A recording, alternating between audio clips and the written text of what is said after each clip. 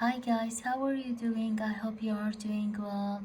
It's our third lesson online teaching for science grade 5, second part from Jihan College School. So please open your books, page 224. In the last two lessons, we learned about a chemical changes and physical changes. Today, we are going to inside the story and we have a conservation of matter.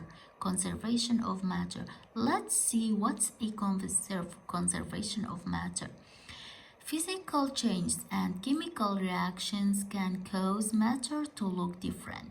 Both of them, chemical changes and physical changes, can make the matter to look different, but none of them can change the amount of matter present. None of them can change the amount of matter. This is very important. So matter is neither created or destroyed during a physical change or a chemical change. Matter is neither created or destroyed during physical or chemical changes. So the scientists call this the law of conservation of matter.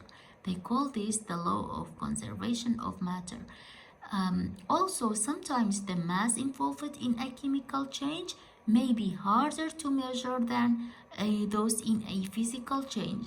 And we have, I don't want to talk deeply about this for you. I just prepared an experiment for you in this video. So please have a look, and I hope you get understand better in this video. So let's see what's happening when we say the conservation of matter. That means the mass is not changing and the amount of matter to the small is container, not changing. some heavy whipping cream is being poured.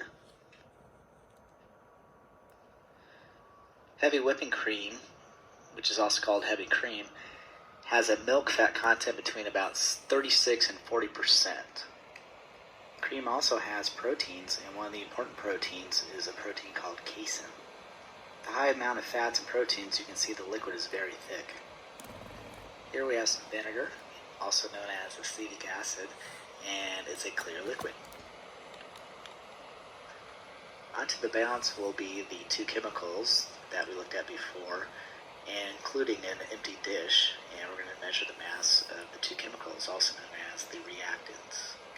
So please take a look at the Here's mass. our empty dish, and we're going to put the vinegar first into the empty dish, and then what we're going to do is follow that with the cream. Now, as you can see, as the cream's being poured into the vinegar, it's not spreading out all the way. You can see it's kind of congealing, or it's becoming thicker. And is a chemical reaction happening or not? Well, one of the signs we can see that a chemical reaction has happened is that when two liquids react to form a solid, that's a chemical reaction. That's called a precipitate, and that white stuff is a precipitate. This now leads to our question: what will the mass of the reactants compare to the mass of the products? Let's put the products onto the balance and our empty dishes that contain the reactants before.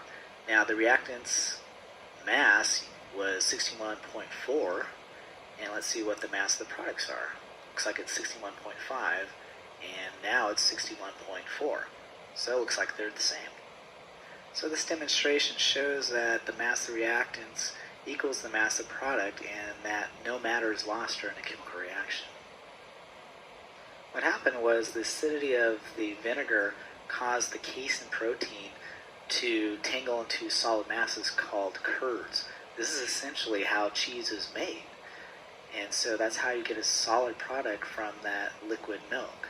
So this is in fact a chemical reaction. And it's a chemical reaction where, yes, the mass of reactants equals the mass of the products. Thanks guys, that was our lesson for today. I hope you enjoy. Thank you.